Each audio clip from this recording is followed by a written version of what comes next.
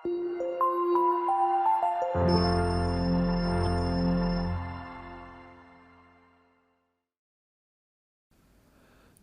ಸ್ನೇಹಿತರೆ, ಅಮೋಘ ವರ್ಷ ಕೋಚಿಂಗ್ ಸೆಂಟರ್ ಯೂಟ್ಯೂಬ್ ಚಾನಲ್ಗೆ ನಿಮಗೆಲ್ಲ ಸ್ವಾಗತ.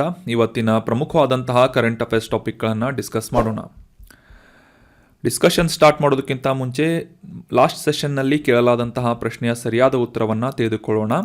ಈ ಕೆಳಗಿನ ಯಾವ ಸಚಿವಾಲಯದಿಂದ ರಾಷ್ಟ್ರೀಯ ಪೋಷಣ ಮಾಸ ಈ ಒಂದು ತಿಂಗಳ ಆಕ್ಟಿವಿಟಿಗಳನ್ನು ಆಯೋಜನೆ ಮಾಡಲಾಗುತ್ತೆ ಅಂತ ಪ್ರಶ್ನೆ ಕೇಳಲಾಗಿತ್ತು. ಆಪ್ಷನ್ 1 ಕೃಷಿ ಸಚಿವಾಲಯ, ಆಪ್ಷನ್ 2 ಆರೋಗ್ಯ ಸಚಿವಾಲಯ, ಆಪ್ಷನ್ 3 ಮಹಿಳಾ ಮತ್ತು ಮಕ್ಕಳ ಅಭಿವೃದ್ಧಿ ಸಚಿವಾಲಯ, ಆಪ್ಷನ್ 4 ಮೇಲಿನ ಯಾವುದೂ ಅಲ್ಲ ಅಂತ ಇದೆ. ಸರಿಯಾದ ಉತ್ತರ ಆಪ್ಷನ್ 3 ಮಹಿಳಾ ಮತ್ತು ಮಕ್ಕಳ ಅಭಿವೃದ್ಧಿ ಸಚಿವಾಲಯದಿಂದ ಪ್ರತಿ ವರ್ಷ ಈ ಒಂದು ತಿಂಗಳ ಆಕ್ಟಿವಿಟಿ ಆದಂತಹ ರಾಷ್ಟ್ರೀಯ ಪೋಷಣ ಮಾಸ ಈ ಒಂದು ತಿಂಗಳ ಆಕ್ಟಿವಿಟಿಗಳನ್ನು ನಡೆಸಲಾಗುತ್ತೆ. ಸೊ ಈ ಒಂದು ಪೋಷಣ್ ಮಾಸದ ಬಗ್ಗೆ ಕೆಲವೊಂದಿಷ್ಟು ಇಂಪಾರ್ಟೆಂಟ್ ಮಾಹಿತಿಗಳನ್ನು ತಿಳಿದುಕೊಳ್ಳೋದಾದರೆ, ಪ್ರತಿ ವರ್ಷ ಸೆಪ್ಟೆಂಬರ್ ತಿಂಗಳಿನಲ್ಲಿ ಒಂದು ತಿಂಗಳ ಈ ಪೋಷಣ್ ಮಾಸವನ್ನು ಆಯೋಜನೆ ಮಾಡಲಾಗುತ್ತೆ. ಮುಖ್ಯವಾಗಿ ಪೋಷಣ್ ಅಭಿಯಾನ್ ಅನ್ನುವ ಒಂದು ಅಭಿಯಾನದ ಅಡಿಯಲ್ಲಿ ಅಥವಾ ಕ್ಯಾಂಪೇನ್ ಅಡಿಯಲ್ಲಿ ಈ ಪೋಷಣ್ ಮಾಸವನ್ನು ಸೆಪ್ಟೆಂಬರ್ ತಿಂಗಳಂದು ಆಯೋಜನೆ ಮಾಡಲಾಗುತ್ತೆ.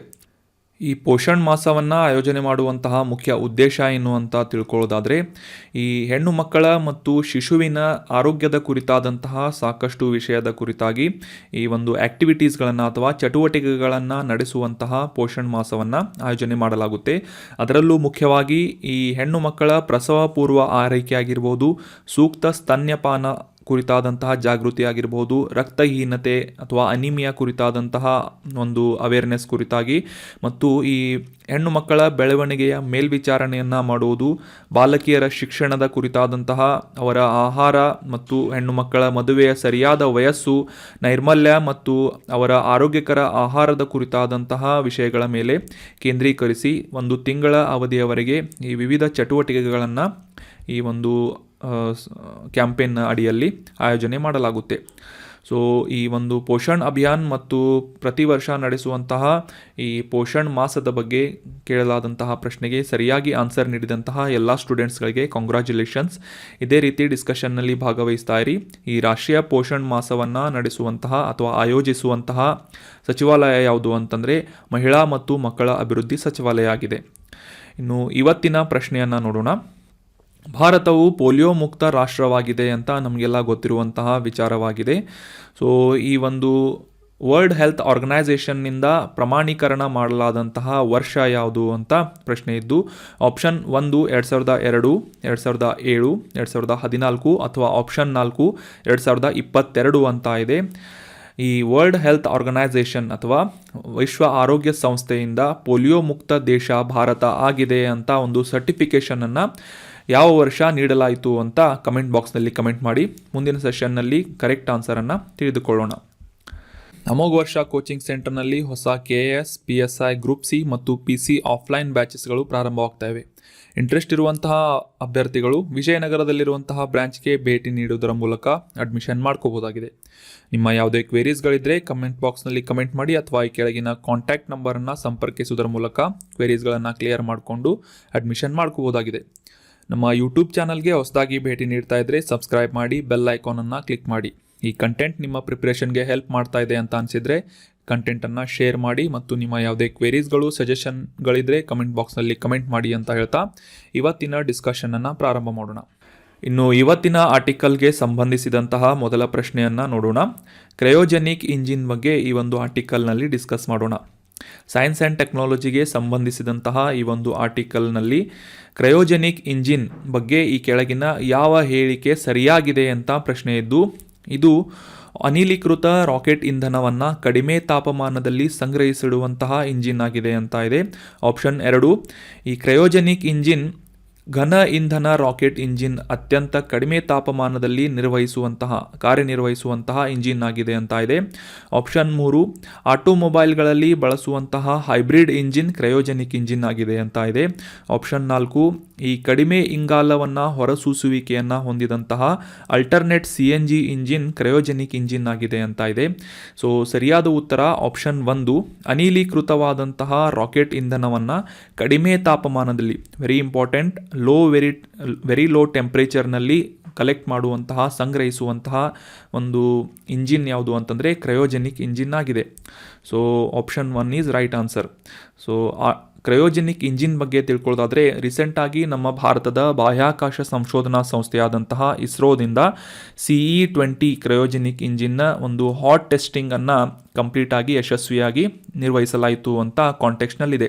ಸೊ ಕ್ರಯೋಜೆನಿಕ್ ಇಂಜಿನ್ಗೆ ಸಂಬಂಧಿಸಿದಂತಹ ಈ ಒಂದು ಡೆವಲಪ್ಮೆಂಟ್ಗೆ ಇಸ್ರೋನ ಒಂದು ಇನ್ಫಾರ್ಮೇಷನ್ಗಳ ಪ್ರಕಾರ CE-20 ಕ್ರಯೋಜೆನಿಕ್ ಇಂಜಿನನ್ನು ಈ LVM-3 ಅಂತಂದರೆ ಲಾಂಚ್ ವೆಹಿಕಲ್ ಮಾರ್ಕ್ 3 ಅನ್ನುವ ಈ 3 ಹಂತದ ರಾಕೆಟ್ಗಳನ್ನು ಅಥವಾ 3 ಸ್ಟೇಜ್ ರಾಕೆಟ್ನಲ್ಲಿ ಡೆವಲಪ್ ಮಾಡಲಾದಂತಹ ಅಥವಾ ದೇಶೀಯವಾಗಿ ಡೆವಲಪ್ ಮಾಡಲಾದಂತಹ ತಂತ್ರಜ್ಞಾನ ಈ ಕ್ರಯೋಜೆನಿಕ್ ಇಂಜಿನ್ ಆಗಿದೆ. ಸೊ ಮುಖ್ಯವಾಗಿ ಈ ಪ್ರೊಪಲೆಂಟ್ ಲೋಡಿಂಗ್ನೊಂದಿಗೆ ಈ LVM-3 ಅನ್ನುವ ರಾಕೆಟ್ನಲ್ಲಿ ಈ ಪೇಲೋಡ್ ಸಾಮರ್ಥ್ಯವನ್ನು ಅಂದರೆ ಒಂದು ಸ್ಥಳದಿಂದ ಮತ್ತೊಂದು ಸ್ಥಳಕ್ಕೆ ಹೊತ್ತೊಯ್ಯುವಂತಹ ಒಂದು ಪೇಲೋಡ್ ಏನಿರುತ್ತೆ ಅದರ ಒಂದು ಸಾಮರ್ಥ್ಯವನ್ನು 450 kgವರೆಗೆ ಹೆಚ್ಚಿಸುವಂತಹ ಅನುಕೂಲವನ್ನು ಈ ಕ್ರಯೋಜೆನಿಕ್ ಇಂಜಿನ್ ಬಳಸುವುದರಿಂದ ಆಗಲಿದೆ ಅಂತ ವಿಜ್ಞಾನಿಗಳು ಹೇಳಿದ್ದಾರೆ. ಸೊ ಈಗ ಕ್ರಯೋಜೆನಿಕ್ ಇಂಜಿನ್ ಅಂದರೆ ಏನು ಅಂತ ಡೀಟೇಲ್ ಆಗಿ ಡಿಸ್ಕಸ್ ಮಾಡೋಣ. ಮುಖ್ಯವಾಗಿ ಈ ಕ್ರಯೋಜೆನಿಕ್ ಇಂಜಿನ್ ಅಂದರೆ ಏನು ಅಂತ ತಿಳ್ಕೊಳ್ಳೋದಾದರೆ ಈ ರಾಕೆಟ್ ಇಂಜಿನ್ನಲ್ಲಿ ಈ ಫ್ಯೂಯಲ್ಗಳನ್ನು ಅಂತಂದರೆ ಇಂಧನವನ್ನು ಅಥವಾ ಆಕ್ಸಿಡೈಸರ್ಗಳನ್ನು ಬಳಸಲಾಗುತ್ತೆ. ಸೊ ಈ ರೀತಿಯಾಗಿ ಲಿಕ್ವಿಫೈಡ್ ಮಾಡಲಾದಂತಹ ಅಂದರೆ ಅನಿಲವನ್ನು ದ್ರವ ರೂಪದಲ್ಲಿ ಕನ್ವರ್ಟ್ ಮಾಡಿ ಅತ್ಯಂತ ಕಡಿಮೆಯಾದಂತಹ ಟೆಂಪ್ರೇಚರ್ಗಳಲ್ಲಿ ಶೇಖರಣೆ ಮಾಡುವಂತಹ ಮತ್ತು ಅದರ ಉಪಯೋಗವನ್ನು ಮಾಡಿಕೊಡುವಂತಹ ಅವಕಾಶವನ್ನು ಈ ಕ್ರಯೋಜೆನಿಕ್ ರಾಕೆಟ್ ಇಂಜಿನ್ ಮಾಡಿಕೊಡುತ್ತೆ. ಅಷ್ಟೇ ಅಲ್ಲದೆ ಈ ಕ್ರಯೋಜೆನಿಕ್ ಇಂಜಿನ್ ರಾಕೆಟ್ಗಳನ್ನು ಬಳಸುವುದರಿಂದ ಇದರಲ್ಲಿ ಮುಖ್ಯವಾಗಿ ಇಂಧನದ ಸಾಮರ್ಥ್ಯ ಹೆಚ್ಚಾಗುವುದಷ್ಟೇ ಅಲ್ಲದೆ ಆ ಒಂದು ರಾಕೆಟ್ನ ದಕ್ಷತೆ ಕೂಡ ಹೆಚ್ಚಾಗುವುದು ಅಷ್ಟೇ ಅಲ್ಲದೆ ಈ ಒಂದು ಹೆಚ್ಚಾದಂತಹ ಒಂದು ಕೆಪ್ಯಾಸಿಟಿನ ಇನ್ಕ್ರೀಸ್ ಮಾಡುವುದರೊಂದಿಗೆ ಈ ಒತ್ತಡವನ್ನು ಕೂಡ ಇನ್ಕ್ರೀಸ್ ಮಾಡುವಂತಹ ಅನುಕೂಲವನ್ನು ಈ ಕ್ರಯೋಜೆನಿಕ್ ಇಂಜಿನ್ ಬಳಸುವುದರಿಂದ ಆಗಲಿದೆ. ಇದಕ್ಕೆ ಮುಂಚೆ ಬಳಸಲಾಗ್ತಾ ಇದ್ದಂತಹ ಸಾಲಿಡ್ ಪ್ರೊಪೆಲ್ಲರ್ ಅಥವಾ ಸಾಲಿಡ್ ಆ್ಯಂಡ್ ಅರ್ತ್ ಸ್ಟೋರೇಬಲ್ ಲಿಕ್ವಿಡ್ ಪ್ರೊಪೆಲೆಂಟ್ಗಳನ್ನು ಅವುಗಳಿಗೆ ಕಂಪೇರ್ ಮಾಡಿದರೆ ಹೆಚ್ಚಿನ ದಕ್ಷತೆಯನ್ನು ಕ್ರಯೋಜೆನಿಕ್ ಇಂಜಿನ್ಗಳು ರಾಕೆಟ್ಗೆ ಒದಗಿಸಲಿದೆ ಅಂತ ಈ ಒಂದು ಇಸ್ರೋದಿಂದ ಒಂದು ಮೆನ್ಷನ್ ಮಾಡಲಾಗಿದೆ. ಅಷ್ಟೇ ಅಲ್ಲದೆ ಈಗ ಡಿಸ್ಕಸ್ ಮಾಡಲಾದಂತಹ ಈ ಲಿಕ್ವಿಫೈಡ್ ಗ್ಯಾಸ್ಗಳು ಅಂತಂದರೆ ಈ ದ್ರವ ರೂಪದಲ್ಲಿ ಪರಿವರ್ತಿಸಲಾದಂತಹ ಅನಿಲಗಳು ಮುಖ್ಯವಾಗಿ ಆಕ್ಸಿಜನ್ ಅನಿಲ -183 ಲಿಕ್ವಿಫೈಡ್ ಆದರೆ ಹೈಡ್ರೋಜನ್ -253 ಈ ಒಂದು ಅನಿಲದಿಂದ ದ್ರವ ರೂಪದಲ್ಲಿ ಕನ್ವರ್ಟ್ ಆಗುತ್ತೆ. ಸೊ ಆ ರೀತಿಯಾದಂತಹ ಅತ್ಯಂತ ಕಡಿಮೆ ತಾಪಮಾನದಲ್ಲಿ ಈ ಒಂದು ಇಂಧನವನ್ನು ಶೇಖರಿಸಿ ಬಳಸುವ ಒಂದು ಅನುಕೂಲವನ್ನು ಮಾಡಿಕೊಡುವುದು ಈ ಕ್ರಯೋಜೆನಿಕ್ ಇಂಜಿನ್ ಆಗಿದೆ. ಇದರಿಂದ ಆ ರಾಕೆಟ್ನ ಸಾಮರ್ಥ್ಯ ಹೆಚ್ಚಾಗುವುದಷ್ಟೇ ಅಲ್ಲದೆ ಅದರ ಒಂದು ಪೇಲೋಡ್ ಕ್ಯಾರಿಯಿಂಗ್ ಕೆಪಾಸಿಟಿ ಕೂಡ 450 kgಗಳಷ್ಟು ಹೆಚ್ಚಲಿದೆ ಅಂತ ಇಸ್ರೋದಿಂದ ಒಂದು ಅಭಿಪ್ರಾಯವನ್ನು ಅಥವಾ ಒಂದು ಟೆಸ್ಟಿಂಗನ್ನು ಮಾಡಲಾಗಿದೆ. So that was about cryogenic rocket engine. ಈ ಕ್ರಯೋಜೆನಿಕ್ ಇಂಜಿನ್ ಬಗ್ಗೆ ಸಾಕಷ್ಟು ಬಾರಿ ಈ UPSC ಎಕ್ಸಾಮ್ನಲ್ಲಿ ಕ್ವಶನ್ಗಳನ್ನು ಕೇಳಲಾಗಿದೆ. So cryogenic engine is very important. So concept clear ಆಯಿತು ಅಂತ ಅನ್ಕೋತೀನಿ. ಮುಂದಿನ ಪ್ರಶ್ನೆಯನ್ನು ನೋಡೋಣ.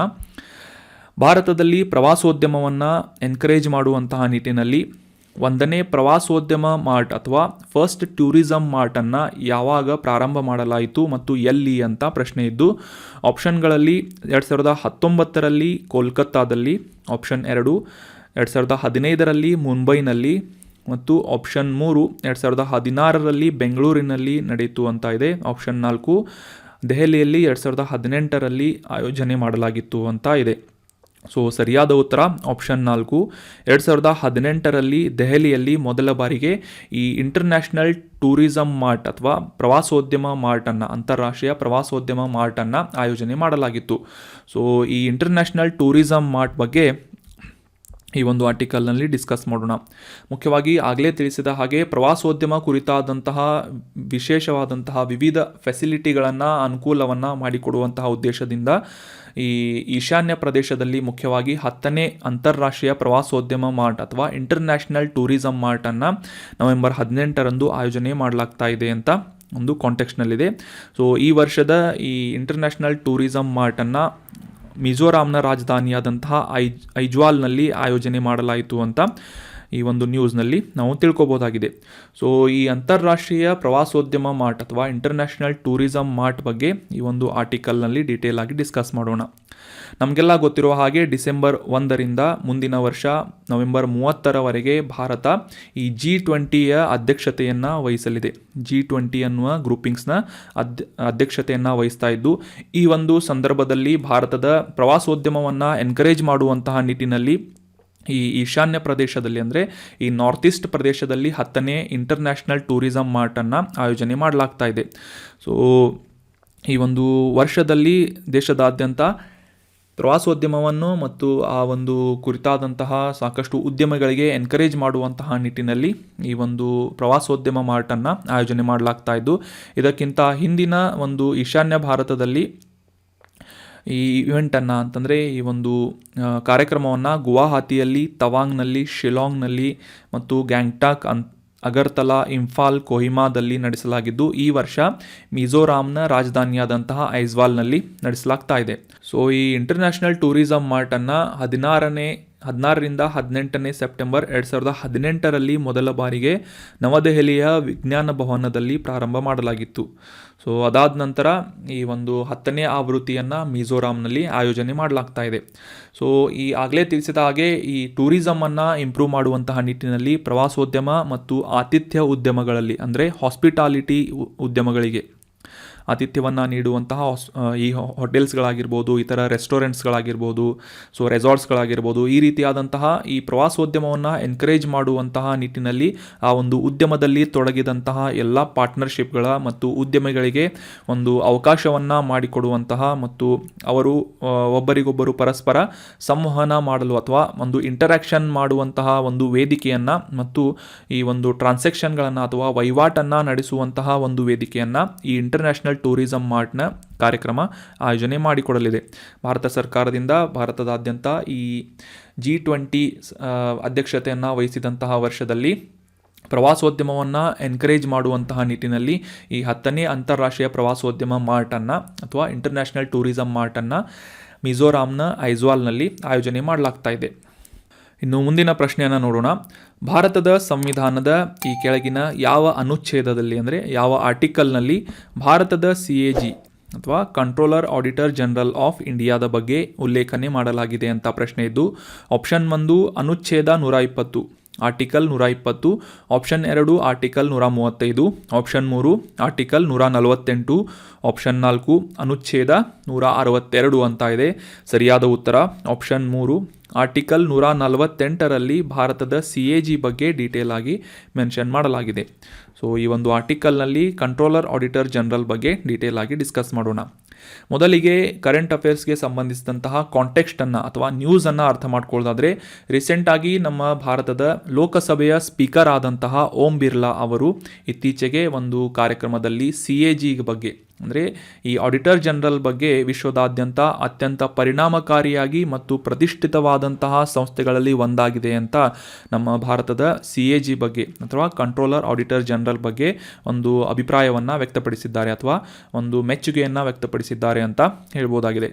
ಸೊ ಹೀಗಾಗಿ ಈ CAG ನ್ಯೂಸ್ನಲ್ಲಿರುವುದರಿಂದ ಈ CAG ಬಗ್ಗೆ ಡೀಟೇಲ್ ಆಗಿ ಈ ಆರ್ಟಿಕಲ್ನಲ್ಲಿ ಡಿಸ್ಕಸ್ ಮಾಡೋಣ. ಮುಖ್ಯವಾಗಿ ಭಾರತದ controller auditor general of India ಅಥವಾ CAG ಅಂತ ಕರೆಯಲಾಗುವಂತಹ ಈ ಒಂದು ಸಂಸ್ಥೆಯಿಂದ ದೇಶದ, ರಾಷ್ಟ್ರದ ಅಥವಾ ಕೇಂದ್ರದ ಮತ್ತು ರಾಜ್ಯ ಸರ್ಕಾರಗಳ ವೆಚ್ಚಗಳ ಬಾಹ್ಯ ಮತ್ತು ಆಂತರಿಕ ಲೆಕ್ಕ ಪರಿಶೋಧನೆಯನ್ನು ಮಾಡುವಂತಹ ಜವಾಬ್ದಾರಿಯನ್ನು ಈ ಒಂದು ಪ್ರಾಧಿಕಾರಕ್ಕೆ ನೀಡಲಾಗಿದೆ. ಸಂವಿಧಾನದಲ್ಲಿ ಉಲ್ಲೇಖವಾದಂತಹ ಈ ಒಂದು ಇನ್ಸ್ಟಿಟ್ಯೂಷನ್ನ ಡೀಟೇಲ್ ಆಗಿ ಡಿಸ್ಕಸ್ ಮಾಡೋಣ. ಭಾರತದ ಸಂವಿಧಾನದಲ್ಲಿ ಅಧ್ಯಾಯ 5ರಲ್ಲಿ ಅಂದರೆ ಚಾಪ್ಟರ್ 5ರಲ್ಲಿ ಈ ಕಂಟ್ರೋಲರ್ ಆಡಿಟರ್ ಜನರಲ್ ಆಫ್ ಇಂಡಿಯಾದ ಬಗ್ಗೆ ಇದರ ಒಂದು ಇಂಡಿಪೆಂಡೆಂಟ್ ಅಥವಾ ಸ್ವತಂತ್ರ ಕಚೇರಿಯನ್ನು ಒದಗಿಸುವುದರ ಬಗ್ಗೆ ಮೆನ್ಷನ್ ಮಾಡಲಾಗಿದೆ. ಮುಖ್ಯವಾಗಿ ಆರ್ಟಿಕಲ್ 148ರಿಂದ 151ರ ಅಡಿಯಲ್ಲಿ ಉಲ್ಲೇಖ ಮಾಡಲಾದಂತಹ ಈ ಒಂದು CAG ಬಗ್ಗೆ ಈ ಆರ್ಟಿಕಲ್ನಲ್ಲಿ ಡಿಸ್ಕಸ್ ಮಾಡೋಣ.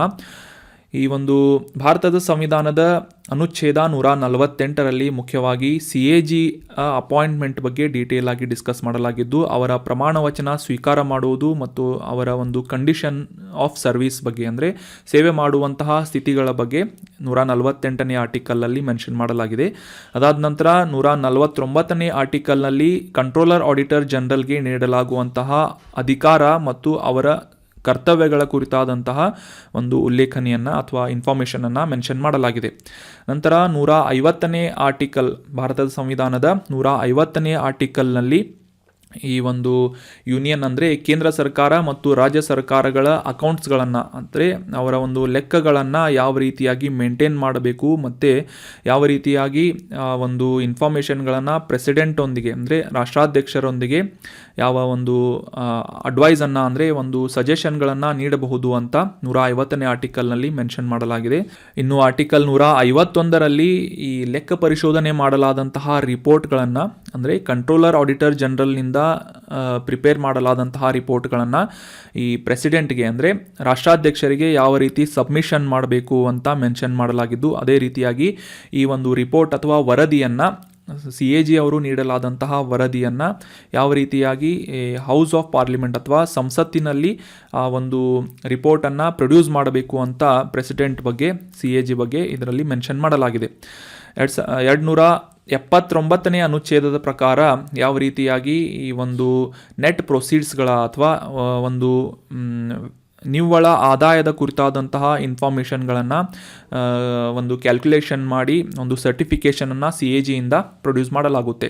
ಸೊ ಈ ಒಂದು ಸಂದರ್ಭದಲ್ಲಿ, ಈ ಒಂದು ಸ್ಥಿತಿಯಲ್ಲಿ ಈ CAGಯಿಂದ ನೀಡಲಾದಂತಹ ಪ್ರಮಾಣ ಪತ್ರ ಏನಿರುತ್ತೆ ಫೈನಲ್ ಆಗಿರುತ್ತೆ ಅಂತ ಆರ್ಟಿಕಲ್ 279ರಲ್ಲಿ ಮೆನ್ಷನ್ ಮಾಡಲಾಗಿದೆ.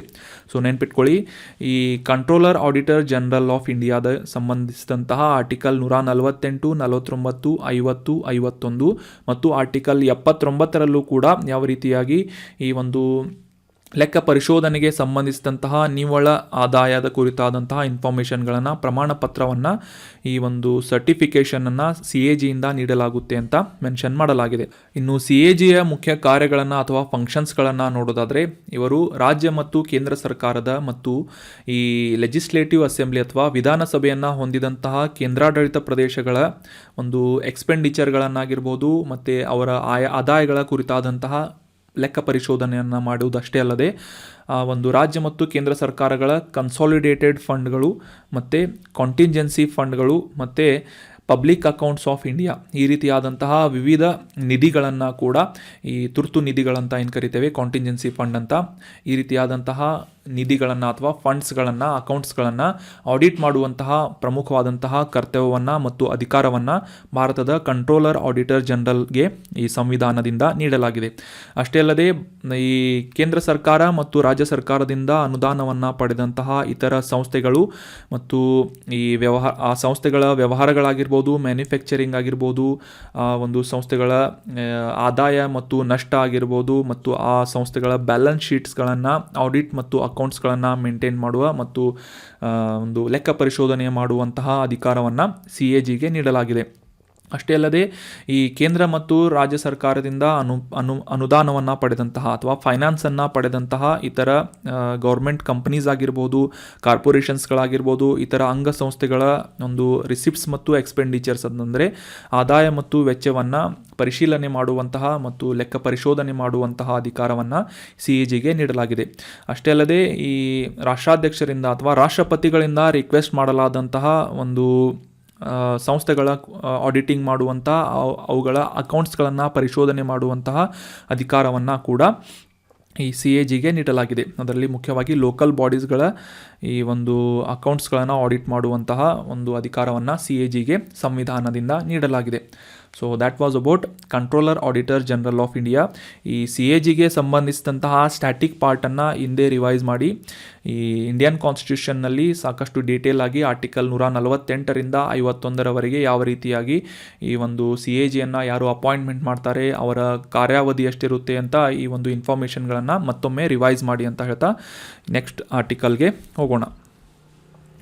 ಮುಂದಿನ ಆರ್ಟಿಕಲ್ನ ಪ್ರಶ್ನೆ ನೋಡೋದಾದರೆ, ಈ ಸೈಬರ್ ಪಾಲಿಸಿ ಡೈಲಾಗನ್ನು ರೀಸೆಂಟಾಗಿ ಏರ್ಪಡಿಸಲಾಗಿತ್ತು. ಇತ್ತೀಚೆಗೆ ಈ ಸೈಬರ್ ಸಹಕಾರದ ಉದ್ದೇಶಕ್ಕಾಗಿ ಭಾರತ ಯಾವ ರಾಷ್ಟ್ರದೊಂದಿಗೆ ಸೈಬರ್ ನೀತಿ ಸಂವಾದ ಅಥವಾ ಸೈಬರ್ ಪಾಲಿಸಿ ಡೈಲಾಗನ್ನು ನಡೆಸಿತು ಅಂತ ಪ್ರಶ್ನೆ ಇದ್ದು, ಆಪ್ಷನ್ಗಳಲ್ಲಿ ಭಾರತ ಮತ್ತು USA, ಭಾರತ ಮತ್ತು ಜಪಾನ್, ಆಪ್ಷನ್ 3 ಹಂಗೇರಿಯೊಂದಿಗೆ, ಆಪ್ಷನ್ 4 ಆಸ್ಟ್ರೇಲಿಯಾದೊಂದಿಗೆ ಅಂತ ಇದೆ. ಸರಿಯಾದ ಉತ್ತರ ರೀಸೆಂಟಾಗಿ ಆಪ್ಷನ್ 4 ಆಸ್ಟ್ರೇಲಿಯಾ ದೇಶದೊಂದಿಗೆ ಭಾರತವು ಸೈಬರ್ ನೀತಿ ಸಂವಾದವನ್ನು ಆಯೋಜನೆ ಮಾಡಿತ್ತು ಅಂತ ಈ ಒಂದು ಕಾಂಟೆಕ್ಸ್ಟ್ನಿಂದ ಪ್ರಶ್ನೆಯ ಆನ್ಸರನ್ನು ನಾವು ತಿಳ್ಕೊಬೋದಾಗಿದೆ. ಇನ್ನು ಕಾಂಟೆಕ್ಸ್ಟನ್ನು ಡಿಟೇಲ್ ಆಗಿ ಅಂಡರ್ಸ್ಟ್ಯಾಂಡ್ ಮಾಡ್ಕೊಳ್ಳೋದಾದರೆ, ಭಾರತ ಮತ್ತು ಆಸ್ಟ್ರೇಲಿಯಾ ರಾಷ್ಟ್ರಗಳ ನಡುವಿನ 5ನೇ ದ್ವಿಪಕ್ಷೀಯವಾದಂತಹ ಸೈಬರ್ ನೀತಿ ಸಂವಾದ ಅಥವಾ ಸೈಬರ್ ಪಾಲಿಸಿ ಡೈಲಾಗನ್ನು ನವದೆಹಲಿಯಲ್ಲಿ ಆಯೋಜನೆ ಮಾಡಲಾಗಿತ್ತು ಅಂತ ನಾವು ಅರ್ಥ ಮಾಡ್ಕೋಬೋದಾಗಿದೆ ಕಾಂಟೆಕ್ಸ್ಟ್ನಿಂದ. ಸೊ ಇದು ಭಾರತ ಮತ್ತು ಆಸ್ಟ್ರೇಲಿಯಾಗಳ ನಡುವೆ ನಡೆಯುತ್ತಿರುವಂತಹ 5ನೇ ಬೈಲ್ಯಾಟ್ರಲ್ ಸೈಬರ್ ಪಾಲಿಸಿ ಡೈಲಾಗ್ ಆಗಿದೆ. ಸೊ ಇದರಲ್ಲಿ ಮುಖ್ಯವಾಗಿ ಅರ್ಥ ಮಾಡ್ಕೊಳ್ಳೋದೇನು ಅಂತಂದರೆ, 2020ರಿಂದ 2025ರವರೆಗೆ 5 ವರ್ಷಗಳ ಕಾಲ ಭಾರತ ಮತ್ತು ಆಸ್ಟ್ರೇಲಿಯಾಗಳ ನಡುವಿನ ಒಂದು ಸೈಬರ್ ಭದ್ರತೆಯ ಕುರಿತಾದಂತಹ ಸಹಕಾರವನ್ನು ವೃದ್ಧಿಸುವಂತಹ ನಿಟ್ಟಿನಲ್ಲಿ, ಅಷ್ಟೇ ಅಲ್ಲದೆ ಈ ಒಂದು ಸೈಬರ್ ಸಕ್ರಿಯಗೊಳಿಸುವಂತಹ ಈ ಕ್ರಿಟಿಕಲ್ ಟೆಕ್ನಾಲಜಿಯ ಸಹಕಾರವನ್ನು ಮತ್ತು ಅದರ ಒಂದು ಆ್ಯಕ್ಷನ್ ಪ್ಲ್ಯಾನನ್ನು ಅಂದರೆ ಕ್ರಿಯಾ ಯೋಜನೆಯನ್ನು ರೂಪಿಸುವಂತಹ ನಿಟ್ಟಿನಲ್ಲಿ ಒಂದು ಚೌಕಟ್ಟನ್ನು ಅಂದರೆ ಫ್ರೇಮ್ವರ್ಕನ್ನು ಅರೇಂಜ್ ಮಾಡುವಂತಹ ನಿಟ್ಟಿನಲ್ಲಿ ಈ ಸೈಬರ್ ನೀತಿ ಸಂವಾದವನ್ನು ಆಯೋಜನೆ ಮಾಡಲಾಗಿದೆ. ಸೊ ಈ ಒಂದು ಆಯೋಜನೆ ಮಾಡಲಾದಂತಹ ಸಂದರ್ಭದಲ್ಲಿ ಮುಖ್ಯವಾಗಿ ಚರ್ಚೆಯಾದಂತಹ ವಿಷಯಗಳು ಯಾವುವು ಅಂತಂದರೆ, ಈ ಸೈಬರ್ ಭದ್ರತೆಯ ಕುರಿತಾದಂತಹ ಮತ್ತು ಸೈಬರ್ ಥ್ರೆಟ್ಗೆ ಅಂದರೆ ಸೈಬರ್ ಬೆದರಿಕೆಗೆ ಕುರಿತಾದಂತಹ ಒಂದು ಮೌಲ್ಯಮಾಪನವನ್ನು ಮಾಡುವುದು, ಅಷ್ಟೇ ಅಲ್ಲದೆ ನೆಕ್ಸ್ಟ್ ಜನರೇಷನ್ ಟೆಲಿಕಮ್ಯುನಿಕೇಷನ್ಗೆ ಸಂಬಂಧಿಸಿದಂಥ ಅಂದರೆ 5G ಅಂತ ತಂತ್ರಜ್ಞಾನ ಈಗ ಬರ್ತಾ ಇದೆ. ಮುಂದಿನ ಪೀಳಿಗೆಯ ಈ ದೂರ ಸಂಪರ್ಕದ ಒಂದು ತಂತ್ರಜ್ಞಾನದ ಸಹಕಾರದೊಂದಿಗೆ ಒಂದು ಕಾರ್ಯತಂತ್ರದ ಒಂದು ಸ್ಟ್ರಾಟಜಿಕ್ ಫ್ರೇಮ್ವರ್ಕನ್ನು ರೂಪಿಸುವಂತಹ ನಿಟ್ಟಿನಲ್ಲಿ, ಪ್ರಯಾರಿಟೀಸ್ಗಳನ್ನು ನಿರ್ಧಾರ ಮಾಡುವಂತಹ ನಿಟ್ಟಿನಲ್ಲಿ ಭಾರತ ಮತ್ತು ಆಸ್ಟ್ರೇಲಿಯಾದ ನಡುವೆ ಈ ಸೈಬರ್ ನೀತಿ ಸಂವಾದ ನಡೀತಾ ಇದೆ.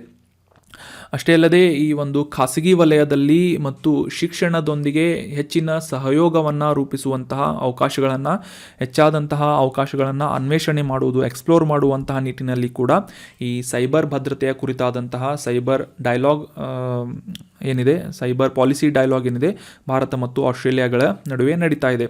ಅಷ್ಟೇ ಅಲ್ಲದೆ ಭಾರತ ಮತ್ತು ಆಸ್ಟ್ರೇಲಿಯಾಗಳ ಈ ಸೈಬರ್ ಭದ್ರತೆಯ ಕುರಿತಾದಂತಹ ಒಂದು ಸಹಕಾರವನ್ನು ಹೆಚ್ಚಿಸುವಂತಹ ನಿಟ್ಟಿನಲ್ಲಿ ಇಂಟೆನ್ಸಿವ್ ಆದಂತಹ ಒಂದು ಬೂಟ್ ಕ್ಯಾಂಪನ್ನು ಕೂಡ ಆಯೋಜನೆ ಮಾಡಲಾಗಿದ್ದು, ಭಾರತದ ಈ ಒಂದು ಇಂಡೋ ಪೆಸಿಫಿಕ್ ಪಾರ್ಟ್ನರ್ಶಿಪ್ಗಳಲ್ಲಿ ಅಂದರೆ ಈ ಹಿಂದೂ ಮಹಾಸಾಗರ ಮತ್ತು ಪೆಸಿಫಿಕ್ ಮಹಾಸಾಗರದ ನಡುವೆ ಬರುವಂತಹ ಪ್ರಮುಖ ರಾಷ್ಟ್ರಗಳ ಒಂದು ಸೈಬರ್ ಸೆಕ್ಯುರಿಟಿಗೆ ಸಂಬಂಧಿಸಿದಂತಹ ಸೈಬರ್ ಭದ್ರತೆಗೆ ಸಂಬಂಧಿಸಿದಂತಹ ಸಹಯೋಗವನ್ನು ಹೆಚ್ಚಿಸುವಂತಹ ನಿಟ್ಟಿನಲ್ಲಿ ಈ ಸೈಬರ್ ಬೂಟ್ ಕ್ಯಾಂಪ್ ಅನ್ನುವ ಕಾರ್ಯಾಗಾರವನ್ನು ಕೂಡ ನಡೆಸಲಾಗ್ತಾ ಇದೆ ಅಂತ ಈ ಒಂದು ಸಂದರ್ಭದಲ್ಲಿ ನ್ಯೂಸ್ನಲ್ಲಿ ಬಂದಿತ್ತು. ಸೊ ಈ ಸೈಬರ್ ಭದ್ರತೆಗೆ ಸಂಬಂಧಿಸಿದಂತಹ ಯಾವುದಾದ್ರೂ ಎಸ್ಸೆಗಳು ಏನಾದರೂ ಬಂದರೆ ಈ ರೀತಿಯಾದಂತಹ ಪಾಯಿಂಟ್ಸ್ಗಳನ್ನು ನೀವು ಕಂಪಲ್ಸರಿಯಾಗಿ ಮೆನ್ಷನ್ ಮಾಡಿ, ಯಾವ ರೀತಿಯಾಗಿ ಭಾರತ ಮತ್ತು ಆಸ್ಟ್ರೇಲಿಯಾದ ನಡುವೆ 2020 ಮತ್ತು 2025 ಅಂದರೆ 5 ವರ್ಷಗಳವರೆಗೆ ಸೈಬರ್ ನೀತಿಯ ಒಂದು ಸೈಬರ್ ಪಾಲಿಸಿಯನ್ನು ರೂಪಿಸುವಂತಹ ನಿಟ್ಟಿನಲ್ಲಿ ಈ ಸೈಬರ್ ಭದ್ರತೆಯ ಸಹಕಾರವನ್ನು ಯಾವ ರೀತಿಯಾಗಿ ನಡೆಸಲಾಗ್ತಾ ಇದೆ ಮತ್ತು ಯಾವ ರೀತಿಯಾಗಿ ಕಾರ್ಯತಂತ್ರಗಳನ್ನು ಸ್ಟ್ರಾಟಜಿಕ್ ಪ್ರಯಾರಿಟೀಸ್ಗಳನ್ನು ಸೆಟ್ ಮಾಡಲಾಗ್ತಾ ಇದೆ ಮತ್ತು ಇಂಡೋ ಪೆಸಿಫಿಕ್ ಪ್ರದೇಶಗಳಲ್ಲಿ ಯಾವ ರೀತಿಯಾಗಿ ಸಹಕಾರದ ಕುರಿತಾದಂತಹ ಟೆಕ್ನಾಲಜಿ ಎಕ್ಸ್ಚೇಂಜ್ಗಳನ್ನು ಮಾಡಲಾಗ್ತಾ ಇದೆ ಅಂತ ಡೀಟೇಲ್ ಆಗಿ ನೀವು ಒಂದು ಎಸ್ಸೇನಲ್ಲಿ ಡಿಸ್ಕಸ್ ಮಾಡ್ಬೋದಾಗಿದೆ. ಅದು ಒಂದು ಕಂಪ್ಲೀಟ್ ಆದಂತಹ ಪ್ಯಾರಾನ್ನು ಅದಕ್ಕೆ ಡೆಡಿಕೇಟ್ ಮಾಡ್ಬೋದಾಗಿದೆ. ಇನ್ನು ಮುಂದಿನ ಪ್ರಶ್ನೆಯನ್ನು ನೋಡೋಣ. ಭಾರತದ ಸೇನೆಗೆ ಸಪೋರ್ಟ್ ಮಾಡುವಂತಹ ಇಂಜಿನಿಯರಿಂಗ್ ಸಪೋರ್ಟ್ ವಿಂಗ್ ಆದಂತಹ ಕಾರ್ಪ್ಸ್ ಆಫ್ ಇಂಜಿನಿಯರ್ಸ್ ಅನ್ನುವ ಇವರ ದಿನಾಚರಣೆಯನ್ನು ಆಚರಿಸಲಾಗುತ್ತೆ ಪ್ರತಿ ವರ್ಷ. ಸೊ ಆ ಒಂದು ಕಾರ್ಪ್ಸ್ ಆಫ್ ಇಂಜಿನಿಯರ್ಸ್ ಡೇಯನ್ನು ಆಚರಿಸುವಂತಹ ದಿನ ಯಾವುದು ಅಂತ ಪ್ರಶ್ನೆ ಇದೆ. ಆಪ್ಷನ್ಗಳಲ್ಲಿ option 1 September 21, option 2 October 5, option 3 November 18, option 4 December 10 ಅಂತ ಇದೆ. ಸರಿಯಾದ ಉತ್ತರ ಆಪ್ಷನ್ 3 ನವೆಂಬರ್ 18ರಂದು ಪ್ರತಿ ವರ್ಷ ಕಾರ್ಪ್ಸ್ ಆಫ್ ಇಂಜಿನಿಯರ್ಸ್ ಡೇ ಅನ್ನಾಗಿ ಆಚರಿಸಲಾಗುತ್ತೆ. ಸೊ ಈ ಒಂದು ಸೇನೆಯ ವಿಭಾಗದ ಬಗ್ಗೆ ಡೀಟೇಲ್ ಆಗಿ ಈ ಒಂದು ಆರ್ಟಿಕಲ್ನಲ್ಲಿ ಡಿಸ್ಕಸ್ ಮಾಡೋಣ.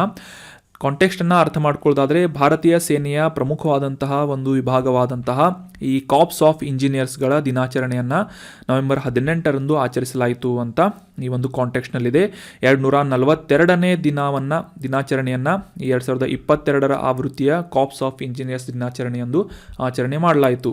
ಸೊ ಮುಖ್ಯವಾಗಿ ಈ ಯುದ್ಧದ ಸಂದರ್ಭದಲ್ಲಿ ಒಂದು ಮೂಲ ಸೌಕರ್ಯವನ್ನು ಒದಗಿಸಲು ಸಹಾಯ ಮಾಡುವಂತಹ ಈ ಇಂಜಿನಿಯರ್ಸ್ ವಿಭಾಗ ಏನಿದೆ, ಕಾರ್ಪ್ಸ್ ಆಫ್ ಇಂಜಿನಿಯರ್ಸ್ ವಿಭಾಗ, ಈ ಒಂದು ಸಶಸ್ತ್ರ ಪಡೆಗಳಿಗೆ ಮತ್ತು ಇತರ ರಕ್ಷಣಾ ಸಂಸ್ಥೆಗಳಿಗೆ ಒಂದು ಇನ್ಫ್ರಾಸ್ಟ್ರಕ್ಚರನ್ನು ಡೆವಲಪ್ ಮಾಡುವುದು ಅಂತಂದರೆ ಮೂಲ ಸೌಕರ್ಯಗಳನ್ನು ಒದಗಿಸುವುದು ಅಷ್ಟೇ ಅಲ್ಲದೆ ಈ ನೈಸರ್ಗಿಕ ವಿಪತ್ತುಗಳಂತಹ ಸಂದರ್ಭದಲ್ಲಿ ಕೂಡ ಜನರಿಗೆ ಸಹಾಯವನ್ನು ಒದಗಿಸುವುದರಲ್ಲಿ ಮತ್ತು ಈ ಭಾರತದ ವಿಶಾಲ ಗಡಿಗಳಲ್ಲಿ ಸಂಪರ್ಕವನ್ನು ಒದಗಿಸುವಂತಹ ನಿಟ್ಟಿನಲ್ಲಿ ಕೆಲಸ ಮಾಡುವಂತಹ ಈ ಒಂದು ವಿಭಾಗ ಏನಿದೆ ಕಾರ್ಪ್ಸ್ ಆಫ್ ಇಂಜಿನಿಯರ್ಸ್ ಅಂತ ಕರೆಸಿಕೊಳ್ಳುತ್ತೆ. ಸೊ ಮುಖ್ಯವಾಗಿ ಈ ಕಾರ್ಪ್ಸ್ ಆಫ್ ಇಂಜಿನಿಯರ್ಸ್ನಲ್ಲಿ 4 ವಿಭಾಗಗಳು ಅಥವಾ 4 ಸ್ತಂಭಗಳನ್ನು ಗುರುತಿಸಲಾಗಿದ್ದು ಕಾಂಬ್ಯಾಟ್ ಇಂಜಿನಿಯರ್ಸ್ ಅಂತಂದರೆ ಇವರು ಮುಖ್ಯವಾಗಿ ಯುದ್ಧದ ಸಮಯದಲ್ಲಿ ಒಂದು ಫೆಸಿಲಿಟೇಟರ್ ಆಗಿ ಕೆಲಸವನ್ನು ಮಾಡ್ತಾರೆ ಸೇನೆಗೆ, ಇನ್ಫೆಂಟ್ರಿಗಳಿಗೆ. ಅದಾದ ನಂತರ 2ನೇ ಪಿಲ್ಲರ್ ಅಥವಾ 2ನೇ ಸ್ತಂಭ ಯಾವುದು ಅಂತಂದರೆ ಮಿಲಿಟರಿ ಇಂಜಿನಿಯರ್ ಸರ್ವಿಸ್, MES ಅಂತ ಇದನ್ನ ಕರೆಯಲಾಗುತ್ತೆ. ಇನ್ನು 3ನೇದು ಬಾರ್ಡರ್ ರೋಡ್ ಆರ್ಗನೈಸೇಷನ್ ಅಂತ, ಇದು ಕೂಡ ಕಾರ್ಪ್ಸ್ ಆಫ್ ಇಂಜಿನಿಯರ್ಸ್ನ ಒಂದು ವಿಭಾಗವಾಗಿದ್ದು, ಸ್ತಂಭವಾಗಿದ್ದು, ಈ ಗಡಿ ಪ್ರದೇಶಗಳಲ್ಲಿ ಮೂಲ ಸೌಕರ್ಯ ಅಥವಾ ಈ ರೋಡ್ಸ್ಗಳನ್ನು ಅಥವಾ ರಸ್ತೆಗಳನ್ನು ನಿರ್ಮಾಣ ಮಾಡುವುದು ಮತ್ತು ಕನೆಕ್ಟಿವಿಟಿಯನ್ನು ಅಂದರೆ ಸಂಪರ್ಕವನ್ನು ಏರ್ಪಡಿಸುವಂತಹ ನಿಟ್ಟಿನಲ್ಲಿ ಒಂದು ಫೆಸಿಲಿಟೇಟರ್ ಆಗಿ ಈ ಬಾರ್ಡರ್ ರೋಡ್ ಆರ್ಗನೈಸೇಷನ್ ಕೆಲಸ ಮಾಡುತ್ತೆ. ಮತ್ತು ಈ 4ನೇ ಒಂದು ಸ್ತಂಭ ಯಾವುದು ಅಂತಂದರೆ ಮಿಲಿಟರಿ ಸರ್ವೆ ಅಂತಂದರೆ ಈ ಒಂದು ಗಡಿ ಪ್ರದೇಶಗಳಲ್ಲಿ ಆಗಿರ್ಬೋದು, ಇತರ ಈ ಮಿಲಿಟ್ರಿಗೆ ಸಂಬಂಧಿಸಿದಂತಹ ಪ್ರದೇಶಗಳನ್ನು ಸಮೀಕ್ಷೆ ಮಾಡುವಂತಹ ಕೆಲಸವನ್ನು ಈ ಮಿಲಿಟರಿ ಸರ್ವೆ ವಿಂಗ್ ಏನಿದೆ ಮಾಡಿಕೊಡುತ್ತೆ. ಸೊ ಹೀಗಾಗಿ ಈ ಕಾರ್ಪ್ಸ್ನಲ್ಲಿ 4 ಸ್ತಂಭಗಳನ್ನು ಗುರುತಿಸಲಾಗಿದೆ. Combat engineers, military engineering service ಮತ್ತು border road organisation, last one military survey ಅಂತ ಅಥವಾ ಮಿಲಿಟರಿ ಸಮೀಕ್ಷೆ ಅಂತ ನಾವು ಕರಿಬಹುದಾಗಿದೆ. ಇನ್ನು ಈ ಒಂದು ಕಾರ್ಪ್ಸ್ ಆಫ್ ಇಂಜಿನಿಯರ್ಸ್ ದಿನಾಚರಣೆಯ ಹಿಂದಿನ ಇತಿಹಾಸವನ್ನು ತಿಳ್ಕೊಳ್ಳೋದಾದರೆ 1932 ನವೆಂಬರ್ 18ರಲ್ಲಿ ವಿಲೀನವಾಗುವುದಕ್ಕಿಂತ ಮುಂಚೆ ಈ ಕಾರ್ಪ್ಸ್ ಆಫ್ ಇಂಜಿನಿಯರ್ಸ್ನಲ್ಲಿ 3 ಗುಂಪುಗಳನ್ನಾಗಿ ವಿಭಾಗಿಸಲಾಗಿತ್ತು. ಅಂದರೆ ಬ್ರಿಟಿಷ್ ರಾಜ್ಯದ ಸಂದರ್ಭದಲ್ಲಿ ಮದ್ರಾಸ್ ಸ್ಯಾಪರ್ಸ್ ಅಂತ, ಬೆಂಗಾಲ್ ಸ್ಯಾಪರ್ಸ್ ಅಂತ, ಬಾಂಬೆ ಸ್ಯಾಪರ್ಸ್ ಅಂತ, ಈ ರೀತಿಯಾದಂತಹ ಈ 3 ಗುಂಪುಗಳನ್ನು ಕಾರ್ಪ್ಸ್ ಆಫ್ ಇಂಜಿನಿಯರ್ಸ್ನಲ್ಲಿ ನಡೆಸಲಾಗ್ತಾ ಇತ್ತು. ಅದಾದ ನಂತರ 1932ರಲ್ಲಿ ಈ 3 ವಿಭಾಗಗಳನ್ನು ಅಂದರೆ 3 ಗುಂಪುಗಳನ್ನು ವಿಲೀನಗೊಳಿಸಿ ಒಂದೇ ಒಂದು ಕಾರ್ಪ್ಸ್ ಆಫ್ ಇಂಜಿನಿಯರ್ಸ್ ಅಂತ ಒಂದು ಗುಂಪನ್ನು ಅಥವಾ ಒಂದು ವಿಂಗನ್ನು ಏರ್ಪಡಿಸಲಾಗಿತ್ತು. ಸೊ ಇದರ ಮುಖ್ಯ ಉದ್ದೇಶ ಏನು ಅಂತಂದರೆ ಈ ಯುದ್ಧದ ಸಂದರ್ಭದಲ್ಲಿ ಆಗಿರ್ಬೋದು, ಶಾಂತಿಯ ಸಂದರ್ಭದಲ್ಲಿ ಕೂಡ ಸಾಕಷ್ಟು ರೀತಿಯಾಗಿ ಈ ಕಾರ್ಪ್ಸ್ ಆಫ್ ಇಂಜಿನಿಯರ್ಸ್ಗಳು ಕಾರ್ಯವನ್ನು ಅಂದರೆ ಸೌಕರ್ಯವನ್ನು ಮಾಡಿಕೊಡುತ್ತಾರೆ. ಅದರಲ್ಲಿ ಮುಖ್ಯವಾಗಿ ಇನ್ಫ್ರಾಸ್ಟ್ರಕ್ಚರ್ ಡೆವಲಪ್ಮೆಂಟ್ ಮತ್ತು ಶಾಂತಿಯ ಸಂದರ್ಭದಲ್ಲಿ ಮತ್ತು ನೈಸರ್ಗಿಕ ವಿಪತ್ತುಗಳಾದಂತಹ ಸಂದರ್ಭದಲ್ಲಿ ಒಂದು ಫೆಸಿಲಿಟೇಟರ್ ಆಗಿ ಈ ಕಾರ್ಪ್ಸ್ ಆಫ್ ಇಂಜಿನಿಯರ್ಸ್ಗಳು ಈ ಸೈನ್ಯದ ವಿಭಾಗವಾಗಿ ಕೆಲಸವನ್ನು ಅಥವಾ ಕೊಡುಗೆಯನ್ನು ನೀಡುತ್ತಾರೆ. So that was all about today's article.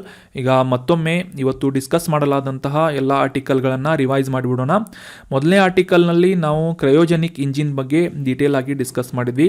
ಯಾವ ರೀತಿಯಾಗಿ ಕ್ರಯೋಜೆನಿಕ್ ಇಂಜಿನನ್ನು ಬಳಸುವುದರಿಂದ ರಾಕೆಟ್ನ ಒಂದು ಕ್ಷಮತೆ ಹೆಚ್ಚಿಸುತ್ತದೆ ಅಂತ ನಾವು ಡೀಟೇಲ್ ಆಗಿ ಡಿಸ್ಕಸ್ ಮಾಡಿದ್ವಿ.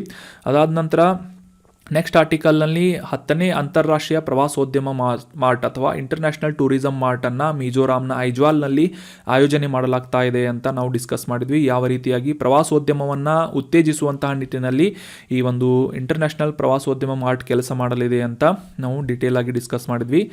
ಅದಾದ ನಂತರ ಭಾರತದ ಕಂಟ್ರೋಲರ್ ಆಡಿಟರ್ ಜನರಲ್ ಬಗ್ಗೆ ಡೀಟೇಲ್ ಆಗಿ ಡಿಸ್ಕಸ್ ಮಾಡಿದ್ವಿ. ಯಾವ್ಯಾವ ಸಂವಿಧಾನದ ಪರಿಚ್ಛೇದ ಅಥವಾ ಆರ್ಟಿಕಲ್ಗಳಲ್ಲಿ ಯಾವ ರೀತಿಯಾಗಿ CAG ಬಗ್ಗೆ ಮೆನ್ಷನ್ ಮಾಡಲಾಗಿದೆ ಅಂತ ನಾವು ಡೀಟೇಲ್ ಆಗಿ ಡಿಸ್ಕಸ್ ಮಾಡಿದ್ವಿ. ಅಷ್ಟೇ ಅಲ್ಲದೆ ಈ ಕಂಟ್ರೋಲರ್ ಆಡಿಟರ್ ಜನರಲ್ ಬಗ್ಗೆ ಅವರ ಒಂದು ಫಂಕ್ಷನ್ಸ್ಗಳು ಅಥವಾ ಕಾರ್ಯಗಳನ್ನು ಕೂಡ ಈ ಒಂದು ಆರ್ಟಿಕಲ್ನಲ್ಲಿ ಡೀಟೇಲ್ ಆಗಿ ಡಿಸ್ಕಸ್ ಮಾಡಿದ್ವಿ. ನಂತರದ ಆರ್ಟಿಕಲ್ನಲ್ಲಿ ಭಾರತ ಮತ್ತು ಆಸ್ಟ್ರೇಲಿಯಾದ ನಡುವೆ ಒಂದು ಸೈಬರ್ ಭದ್ರತೆಗೆ ಕುರಿತಾದಂತಹ ಸೈಬರ್ ನೀತಿ ಸಂವಾದ ಯಾವ ರೀತಿಯಾಗಿ ಆಯೋಜನೆ ಮಾಡಲಾಗ್ತಾ ಇದೆ ಅಂತ ನಾವು ಡೀಟೇಲ್ ಆಗಿ ಡಿಸ್ಕಸ್ ಮಾಡಿದ್ವಿ. ನಂತರದ ಆರ್ಟಿಕಲ್ನಲ್ಲಿ 242ನೇ ಕಾರ್ಪ್ಸ್ ಆಫ್ ಇಂಜಿನಿಯರ್ಸ್ ದಿನಾಚರಣೆಯನ್ನು ಆಚರಿಸಲಾಗ್ತಾ ಇದೆ ಮತ್ತು ಈ ಕಾರ್ಪ್ಸ್ ಆಫ್ ಇಂಜಿನಿಯರ್ಸ್ ಯಾವ ರೀತಿಯಾಗಿ ಸೈನ್ಯಕ್ಕೆ ಮತ್ತು ಯುದ್ಧ ಮತ್ತು ಶಾಂತಿಯ ಸಂದರ್ಭದಲ್ಲಿ ಸೌಕರ್ಯವನ್ನು ಒದಗಿಸಿಕೊಡುತ್ತಾರೆ ಮತ್ತು ಯಾವ ರೀತಿಯಾಗಿ ಕಾಂಟ್ರಿಬ್ಯೂಟ್ ಮಾಡ್ತಾರೆ ಅಂತ ಇದರ ವಿವಿಧ 4 ಸ್ತಂಭಗಳನ್ನು ಕೂಡ ಡೀಟೇಲ್ ಆಗಿ ಡಿಸ್ಕಸ್ ಮಾಡಿದ್ವಿ. So that was all about today's discussion. Thank you so much for joining the discussion. Have an awesome day.